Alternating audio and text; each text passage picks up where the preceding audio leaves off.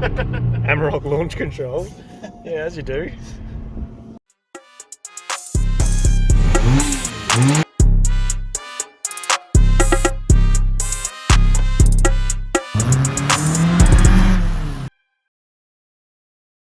Hey guys, welcome to another episode of LHFH Chop Shop. This week we're going to be working on the Cuore again.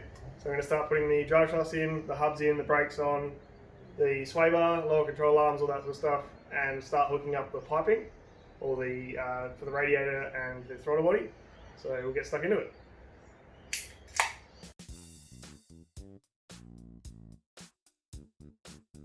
Got a spaghetti mess.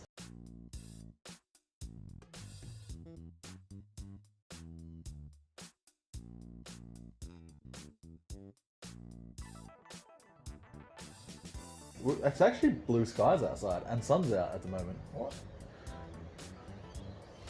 That's a bit different than it was this morning.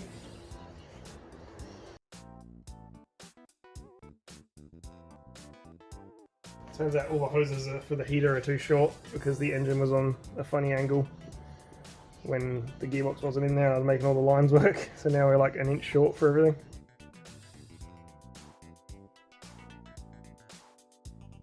Sponsor me.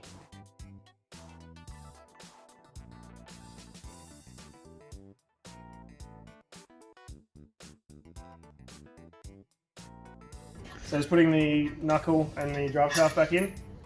So I'm just going to put the splines in first to make sure it seats properly, and then I'll put the bolts in for the knuckle, which I just hit. And then once I've got all that in, I'll try and line up the lower control arm with the subframe, and then put that bolt in as well. And then do the other side, which is going to be a nightmare because the wall's right there. And then once that's done, I can put the sway bar in, but we still need to clean and paint that anyway. And then put the brakes on, put the wheels on, put it on the ground.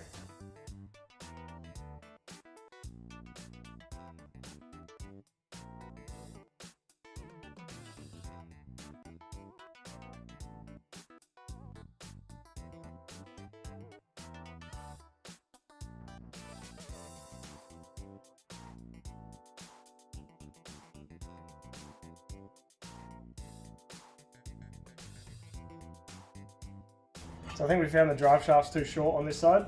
I'll have to have a talk to the K3 swap people, which is a group chat I've got on Facebook, and see what shafts they use. And now I'm just putting the brake caliper back on to get it out of the way so I can put the sway bar on. The pads are being a nightmare and they're very stuck. So there's a little pin on the back of the brake pad, which was stopping it from coming out. So obviously, if you buy new ones, you would notice that, but if you were taking old ones out, you wouldn't. So I got the caliper out, and now we'll do what I did on Reese's car the other week, and put the G-clamp on the back and push the piston back in a little bit.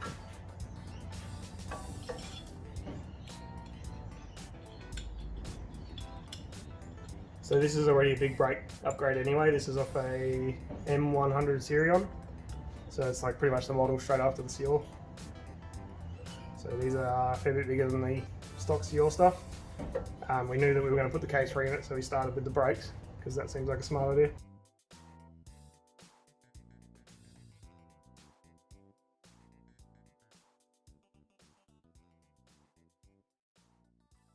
So you can see how this is where the brake mounts to the spindle, and the pad is now in line with or slightly behind that surface there. So you're going to have no issues with the disc. So now I have to put the other pad back in because that actually is a fixed distance, and this distance in here should be much longer, much further apart than this distance here. And then there's just two caliper bolts on the back, and it's all done. So if you're doing this and then driving the car straight afterwards, just give the brakes a couple of pumps once you've finished before you start driving. Otherwise, the first intersection you get to and you go to pump the brakes, you are going to go through that intersection. And it's going to be a bad time. Go from experience, Jeff? No. I got to the end of the driveway and landed in the street. My favourite one was Mum was harping on me about checking the brake lines and the brakes and stuff. I was like, it'll be fine. It's only been in a paddock for 15 years. It'll be fine. And I got to the end of the driveway and the brake line popped. I ended up halfway down the street. So what are you doing, Jeffrey? Putting the drive shaft in that's going to be too long on the other side. but I can't not do it because I want to know. And Luke's laughing at me because I'm going to be disappointed. If one side is too short, the other side is going to be too long. I would imagine so, but I need to see it for myself.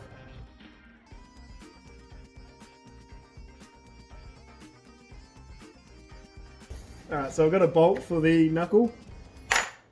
I had a bolt for the knuckle. So I'm going to pull this up into place and try and put that bolt into the knuckle through the coilover and try and get this drive shaft into the gearbox.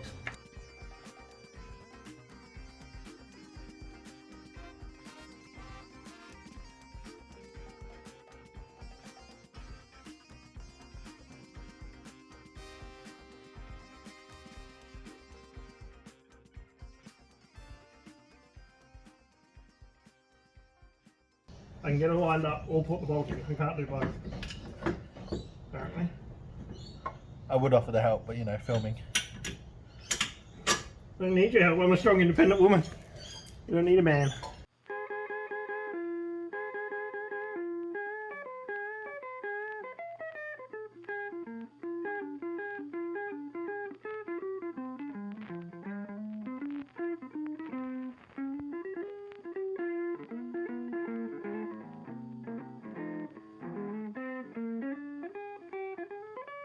How is that possible? Either that or they're both the right length, so they're just compressed. Which is what I'm thinking, but I want to check with people.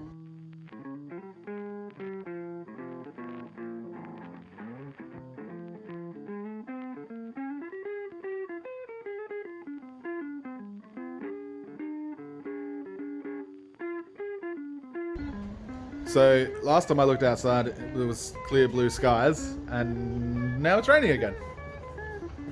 Gotta love the weather. So we put the lower control arms in, got the hub and knuckle in, the brakes are on, it's all connected to the coilover. So we've got no steering at the moment and no sway bar yet, but we'll deal with that later. And I've also taken the drive shafts out until I talk to the K3 guys.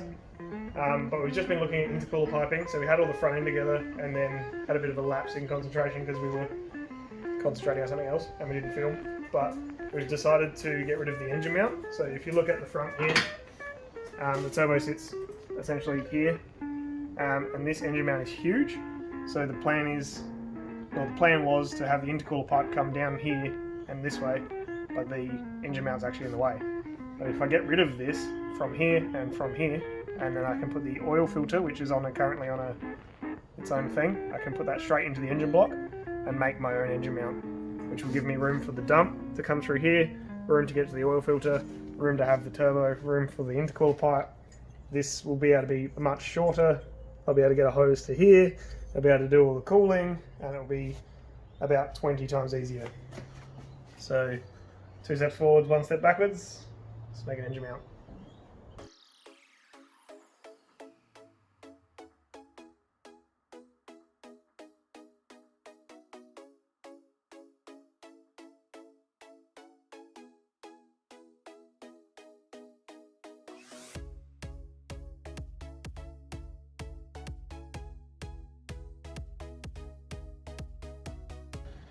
POV. There you go, nice.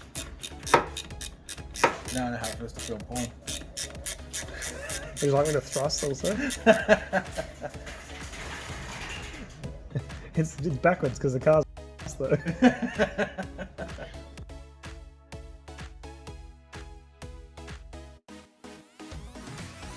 Oh, Jeff's going muscles.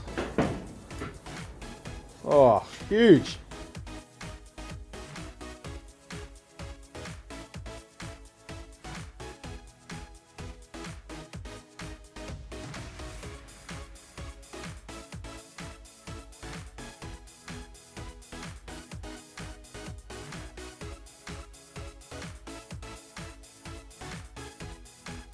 So I just realised that the air conditioning actually has its own mount. I thought it mounted with this engine mount. I thought there was a bolt that they shared.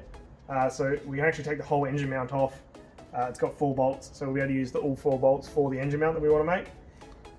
One of the bolts is quite difficult to get off, so it's not going to come out very nicely with the aircon in there, but I can deal with that. And then once we've done all that, we can get rid of this silver section which holds the oil filter, and then the oil filter can go straight onto the engine like it would in a Terios, which is the same engine but north-south instead of east-west. So I've worked out I can sneak the belt off and take the aircon pulley and compressor out of the way, so I can get the last of the engine mount bolts out the way, and then I'll put the aircon back on, and we might just use 3 or we use a shorter bolt or something along those lines. It'd be nice to not have to take the air conditioning off to replace an engine mount, so we'll sort that out. It's a boy! I don't know why I did this in the first place. Because you're silly. Well, this is the result of it bolts in. Yeah. If I just made the engine mounts myself, it'd fit. Yeah. But because it bolts on, don't even worry about it. But if you want to be a silly goose, you got to get it in the pond. Yeah, true. Well, you can go ahead and get in the pond if you're gonna act like a silly goose. So we've got the engine mount off. So as you can see, it's quite cumbersome. And now if you look in the engine bay, I can take these 2 bolts off here, and there's actually a threaded piece that's missing in the engine block, and it is in this end instead. So take the oil filter off, take the threaded piece out, these 2 bolts, put the threaded piece back in, put the oil filter back on, and then the oil filter will be here instead of down there. And then the engine mount can come out and down. Somehow that's slightly nicer than what it is currently. So I've got the oil filter extension and the oil filter off. Turns out I was a little bit wrong, that's not actually a threaded section in there. So on the engine we've just got a smooth pin, I guess you'd call it, that slips into here, like that. That's upside down, but it does stunts. And then on the other end is a welded one piece, or not welded, it's just one piece threaded barb to go onto here, like every other car in the world. So what I need is that screws into there, and I just had a quick look, there's actually a big Allen key on the end of that, so if I put an Allen key in there, crack it over, I can unthread that, and then I just need a double adapter essentially, and then this can go on there, and it's super stubby, so pop that on there, and then we can make an engine mount around it. First time every time. You feel me, actually? Yep. Come on, little buddy. Hey.